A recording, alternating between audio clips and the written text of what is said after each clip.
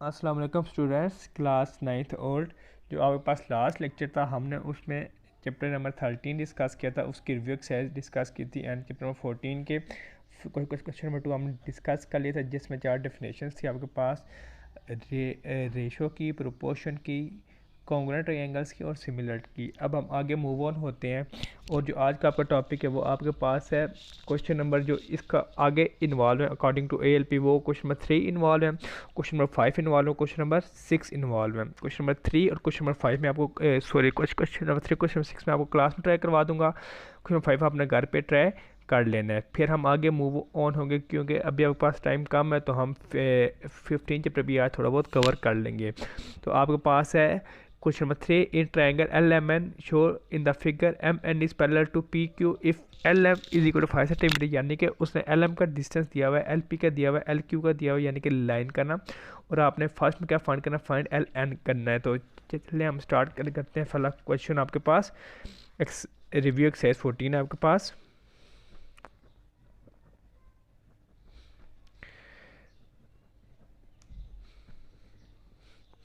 Question number 3 है आपके पास, in triangle LMN shown in a figure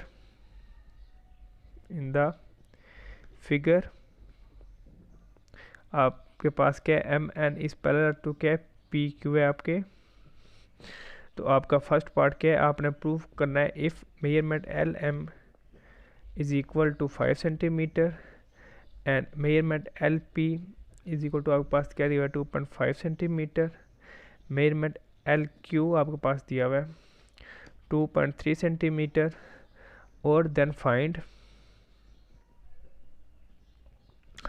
measurement LN।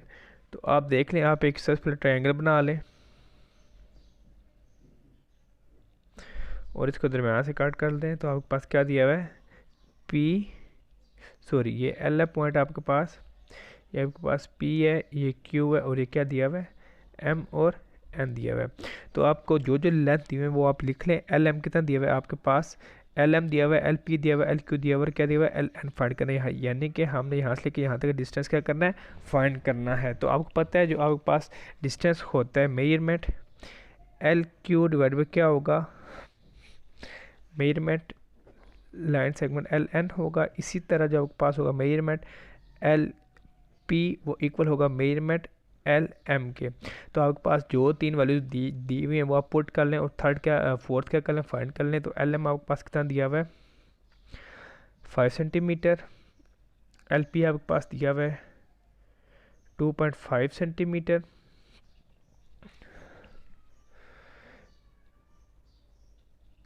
ठीक है, और इसी तरह आपके पास जो है, आपके पास LQ वो 2.3 सेंटीमीटर दिया हुआ है, और आपने LN क्या करना है, फाइंड करना है। तो उसी तरह लिख लें। अब ये इनको क्रॉस मल्टीप्लाई कर लें तो आपके पास क्या हो जाएगा, 2.5 centimetre multiply by LN, 2.3 centimetre multiply by 5 centimetre. तो 2.3 को जब मल्टीप्लाई करेंगे 5 से, तो आपके पास ये आ जाएगा 11.5 सेंटीमीटर। अब यहाँ पे 2.5 मल्टीप्लाई हो रहा है, इधर आके क्या हो जाएगा, डिवाइड हो जाएगा। इसको डिवाइड कर लें 2.5 को, तो LN आप जब डिवीजन करेंगे तो आपके पास सोल्यूशन आ जाएगा 4.6 सेंटीमीटर। आपके पास क्या आ गया, वैल्यू आ गई। ये था इसका फर्स्ट पार्ट। सेकंड पार्ट अगर आप इसका देखें तो आपके पास LM दिया हुआ है, LQ दिया हुआ है, Q1 दिया हुआ है, और आपने LP क्या करना है, फाइंड करना है। तो चलिए हम सेकंड पार्ट इसका लिखते हैं, उसको ट्राई करते हैं, देखते हैं कि उसमें क्या कैसे सॉल्व होगा इसका सेकंड पार्ट। तो सेकंड पार्ट इसका आपके पास दिया हुआ है, if measurement LM is equal to 6 centimetre, LQ is equal to 2.5 centimetre, measurement QN is equal to 5 centimetre, then find measurement LP। तो आपने LP क्या करना है, फाइंड करना है। तो आपको पता है LQ प्लस QN वो आपके पास क्या होता है, LN के इक्वल होता है। अगर ये आपके पास डायग्राम है, सॉरी डायग्राम थोड़ी गलत बन गई है, तो आपने बिल्कुल स्ट्रेट बनानी है इसको। तो ये आपके पास क्या देगा, PQL M और N।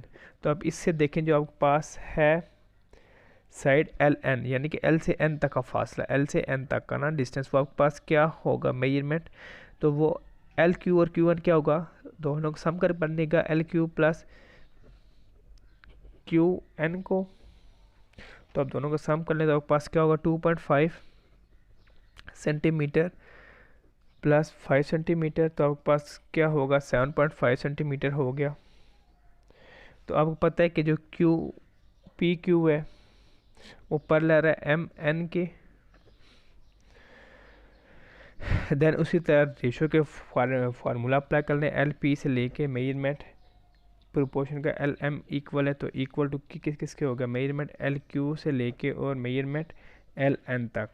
तो जो आपके पास एल पी फाइंड करना है तो एल पी की वैल्यू आपके पास अननोन है, बाकी सब वैल्यू नाउन्स हैं, तो सब वैल्यू पुट कर लें।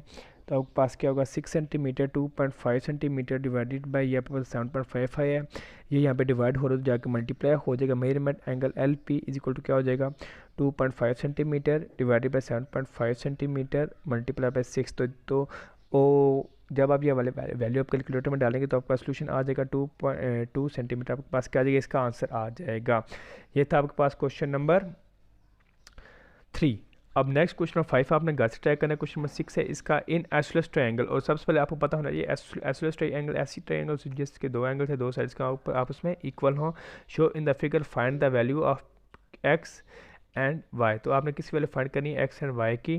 तो चले हम क्वेश्चन नंबर 6 का ट्राई करते हैं।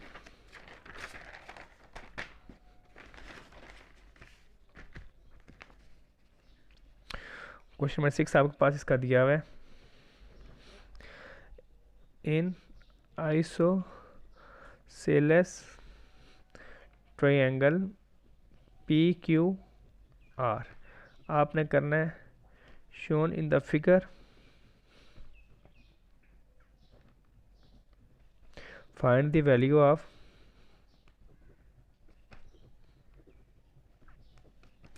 एक्स एंड वाई, आपने एक्स और वाई को क्या करनी है फाइंड करनी है। तो आपके पास ये ट्रायंगल दिया हुआ है,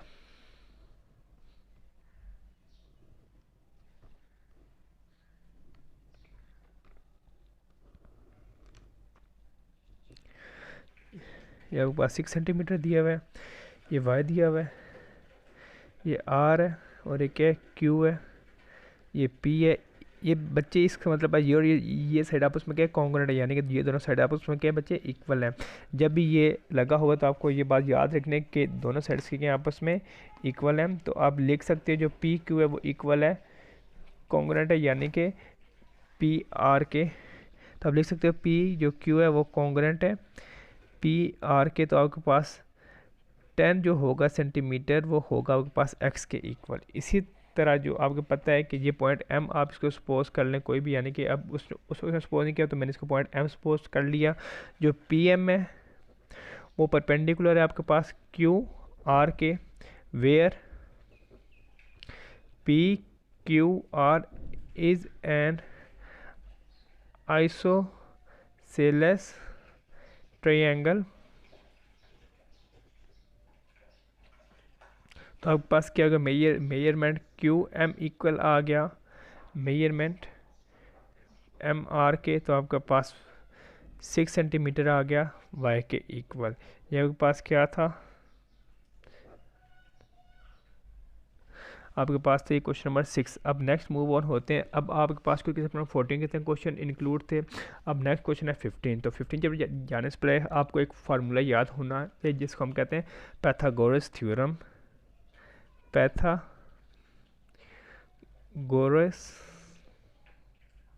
थ्योरम। तो इसका आपके पास फार्मूला याद होना चाहिए क्योंकि इस एक्सरसाइज में चैप्टर में मोस्टली आपके पास यही यूज़ हुआ, यानी कि जो होता है आपके पास हाइपोटेन्यूज का स्क्वायर, हाइपोटेन्यूज का स्क्वायर वो आपके पास इक्वल होता है बेस का स्क्वायर प्लस परपेंडिकुलर का स्क्वायर। तो आपने ये फार्मूला अच्छे तरीके से याद कर लेना है।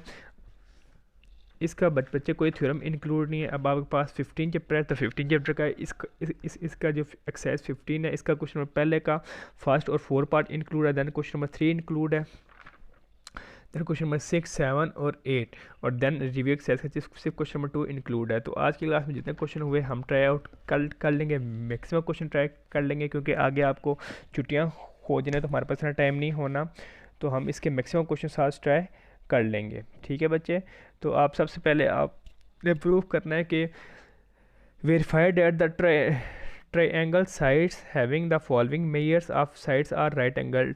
या आपके पास क्या है, राइट एंगल्स की साइड्स हैं, तो आपका इसके दो पार्ट हैं, पार्ट 1 और पार्ट क्या है, पार्ट 4 है। तो मैं इसका पार्ट 4 आपको क्लास में ट्राई करवा देता हूँ, जो पार्ट इसका 1 होगा वो आप लोगों ने घर से अच्छे तरीके से ट्राई कर लेना है। ठीक है बच्चे, तो हम स्टार्ट करते हैं। एक्सरसाइज है पास, एक्सरसाइज नंबर 15 क्वेश्चन नंबर 1 है। क्वेश्चन नंबर 1 का पार्ट आप मैं 4 ट्राई करवा देता हूँ। ठीक है, तो आपके पास क्या है, ए इक्वल टू 16 सेंटीमीटर दिया हुआ है, बी आपके पास 30 सेंटीमीटर और सी आपके पास क्या दिया हुआ है 34 सेंटीमीटर। तो आपको पता है कि जब भी एक ट्रायंगल राइट एंगल होती है तो अब वो आपके पास पाइथागोरस थ्योरम क्या कर रही होती है, फॉलो कर रही होती है। तो मैं इसके पाइथागोरस थ्योरम का फार्मूला लगाऊंगा। अगर मेरा सोल्यूशन होता है वो बिल्कुल करेक्ट आता है तो मैं कहूँगा कि आपके पास गिवन जो है ये पॉइंट्स हैं ट्रायंगल के, राइट एंगल ट्रायंगल के। तो आपके पास क्या होता है, बाय पाइथागोरस थ्योरम आप लगा लो, बाय पाइथागोरस थ्योरम। तो आपके पास क्या होगा, हाइपोटेन्यूज का square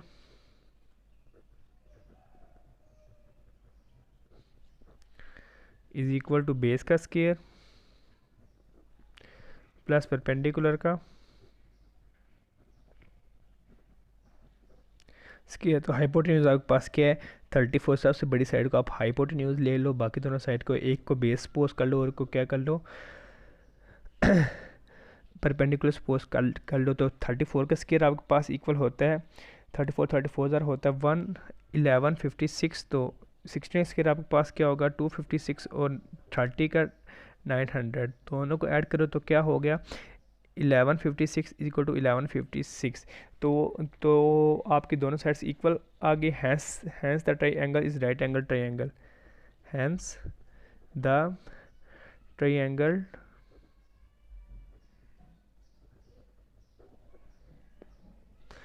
is right angle triangle। ये आपके पास इसका फर्स्ट पार्ट आपने घर से करना है। देन इसका आपके पास थर्ड पार्ट है, the 3 sides of a triangle R measurement, एक की 8 है, एक की x और एक की 17 है। For what value of x will it become base of a right triangle. तो आपके पास x की वैल्यू क्या होगी अगर ये क्या आ जाए इसकी बेस बन जाए, यानी कि आपने 17 इसकी हाइपोटेन्यूज ले लेनी और 8 परपेंडिकुलर ले लेना है। तो आपने बेसिस क्या करनी है, फाइंड करनी है। तो अगर मैं क्वेश्चन नंबर 3 की डायग्राम बनाऊं, तो अगर मैं एक ट्रायंगल यूँ बनाऊँ, राइट एंगल ट्रायंगल, ठीक है बच्चे, उसने कहा इसकी बेस के बच्चे x है, तो मैं इसको x सपोज कर लेता हूँ, इसको मैं 17 सपोज कर लेता हूँ और इस पर 8 सपोज कर लेता हूँ। इसको मैं a b और c का नाम दे देता हूँ। In triangle ACB by using Pythagoras theorem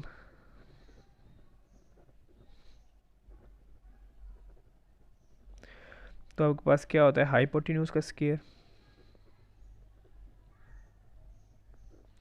is equal to base का स्क्वायर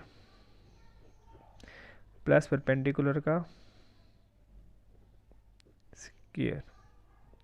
तो हाइपोटेन्यूज क्या है आपके पास 17 का स्क्वायर है, बेस क्या है बच्चे आपके पास x का स्क्वायर प्लस 8 का स्क्वायर। तो 17 का स्क्वायर आपके पास होता है 289 इज इक्वल टू एक्स का स्क्वायर प्लस 64। अब 64 यहाँ प्लस हो रही साइड पे क्या आ जाएगा माइनस हो जाएगा, 289 minus 64 is equal to x का स्क्वायर। तो 225 रहेगा इज इक्वल टू एक्स का स्क्वायर हो गया।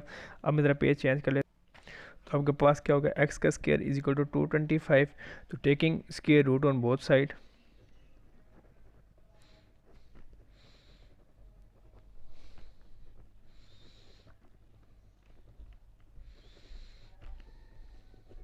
तो आपके पास क्या होगा अंडर रूट एक्स का स्क्वायर अंडर रूट 225। तो 225 किसका होता है 15 का होता है, तो आपके पास एक्स वैल्यू क्या आएगी 15 आएगी। ये था इसका क्वेश्चन नंबर 3। अब नेक्स्ट मूव ऑन होते हैं अगली की जानिब। तो अगला है जो इसका आपके पास क्वेश्चन नंबर 6 इंक्लूड है, क्वेश्चन नंबर 7 है, क्वेश्चन नंबर 8 है। तो 6 मैं आपको लास्ट में करवा देता हूँ। देन 7 में से और 8 में से एक जैसे हैं, तो एक क्वेश्चन मैं आपको क्लास में ट्राई करवा दूंगा और दूसरा क्वेश्चन आपने घर से ट्राई आउट कर लेना है। ठीक है बच्चे, तो क्वेश्चन नंबर 6 की पहले डायग्राम बनाते हैं, देन हम इसको ट्राई आउट करते हैं। तो क्वेश्चन नंबर 6 है आपके पास,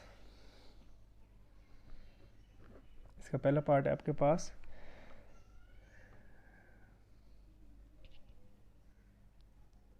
ये आपके पास दिया हुआ है।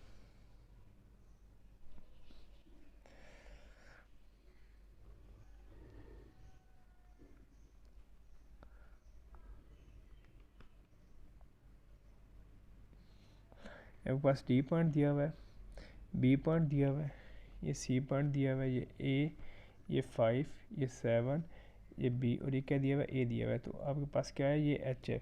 तो क्वेश्चन है आपके पास, in the triangle A B C as shown in the figure measurement angle A C B is equal to 90 degree, यानी कि जो ए सी बी आपके पास 90 डिग्री दिया हुआ है, and c d is perpendicular to a b. तो जो C D है वो आपके पास परपेंडिकुलर है ए डी के।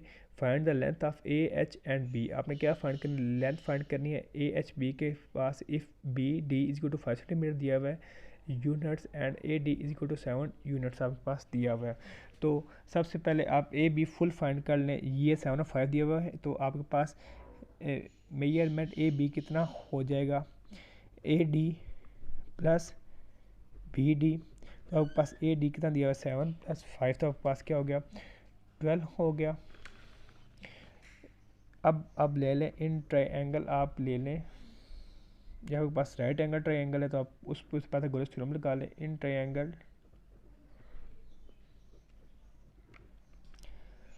बी डी और सी, आपके पास क्या होगा, हाइपोटेन्यूज का स्क्वायर, हाइपोटेन्यूज उसका इसका ए बन रहा है। देन आपके पास हाइपोटेन्यूज का square is equal to base का स्क्वायर 5 का स्क्वायर प्लस परपेंडिकुलर का स्क्वायर यानी कि एच का स्क्वायर। तो ए का स्क्वायर प्लस 25 प्लस एच का स्क्वायर। देन आप इन ट्रायंगल ले लें, अगले triangle in right angle, triangle a d और सी ले लें, इसको आप इक्वेशन 1 का नाम दे दें। उधर आपके पास हाइपोटेन्यूज बी का स्क्वायर बन रहा है और जो आपके पास बेस बन रही है वो आपके पास 7 का स्क्वायर बन रहा है और प्लस एच का स्क्वायर बन रहा है। तो b square plus 49 plus h का स्क्वायर। नेक्स्ट आप ले लें in triangle A B C, यानी कि आप फुल ट्रायंगल ले लें जो आपके पास गिवन था, यानी कि अब यह पूरे ट्रायंगल ले लें। तो आपके पास क्या होगा, in triangle in right angle triangle A B c, तो आपके पास क्या होगा, ए का स्क्वायर प्लस बी का square is equal to h का स्क्वायर। ये क्वेश्चन क्या हो गया आपके पास 3 आ गई। तो आप ऐड कर लें बाय एडिंग इक्वेशन 1 एंड 2। ये जो आपके पास पीछे इक्वेशंस थी ये आपके पास 1 और 2 बननी थी। जब मैं ए स्क्वायर और बी स्क्वायर को ऐड करूँगा तो जो इसकी लेफ्ट हैंड साइड होगी और इसकी लेफ्ट साइड होंगी वो क्या हो जाएंगी, वो आपस में इक्वल हो जाएंगी। देन मैं बाय कंपैरिजन से वो सॉल्व आउट कर लूँगा। तो जब मैं दोनों के पास कंपेयर करूँ तो मेरे पास क्या आ जाता है, ए स्क्वायर प्लस बी स्क्वायर, तो एच एच क्या हो जाएगा 2h स्क्वायर प्लस 74, जिसको इक्वेशन 4 का नाम दे दें। अब एडिंग 3 और 4 कर लें बाय कंपेयरिंग कर लें बच्चे, कंपेयरिंग से ज़्यादा बेस्ट रहेगा। बाय कंपेयरिंग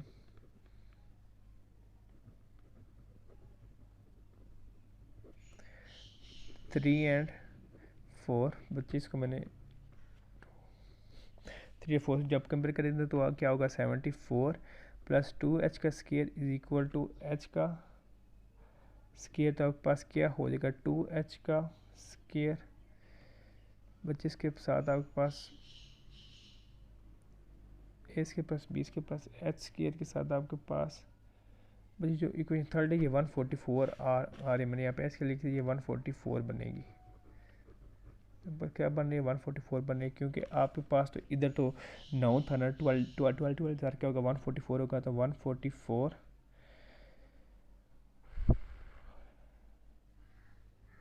माइनस 74, तो आपके पास क्या आ गया 70 रह गया, जब आपके पास बचे बन रहा है 144 बन रहा है, ठीक है। तो एच स्केयर आपके पास क्या रहेगा 35 रह गया 2, यहाँ पे मल्टीप्लाई हो रहा था उधर, जब डिवाइड हुआ 70 डिवाइड बाई 2 क्या हो गया 35 रह गया। तो taking square root on both side आपके पास क्या रह गया h is to under root 35 units रह गया। बाय पुट कर लें h square is equal to, या फिर एच पुट कर लें 35 को इन इक्वेशन 1 में, तो आपके पास क्या हो जाएगा A square is equal to 25 plus 35 is क्या हो गया 60 हो गया। तो ए आपके पास क्या आ गया अंडर रूट 215 यूनिट्स आ गया जब आप इसके रूट लेंगे। इसी तरह put h square is equal to 35 in equation 2 में पुट कर ले, आपके पास बी की वैल्यू आ जाएगी, तो क्या आ जाएगा b square is equal to 49 plus 35, तो आपके पास क्या आ गया b square is equal to 84। So b आपके पास क्या आ गया अंडर रूट 84, जब आपने इसके रूट लिया तो बी की वैल्यू क्या आ गई 2 अंडर रूट 15। तो आपके पास एच की वैल्यू भी आ गई, ए की भी आ गई, बी की भी आ गई, आपने सब क्या कर ली फाइंड कर ली। ये था क्वेश्चन नंबर 6 का, इसका बाद जस्ट पार्ट 1 इंक्लूड है। अब क्वेश्चन नंबर 7, क्वेश्चन नंबर 8 और कोई क्वेश्चन नंबर जो 2 होगा ये हम नेक्स्ट लेक्चर में डिस्कस करेंगे। आज के लेक्चर में इतना ही था। अगर किसी बच्चे कोई प्रॉब्लम है तो मैं अभी आप लोगों को अनम्यूट करने लगा हूँ, तो आप क्वेश्चन पता कर लें।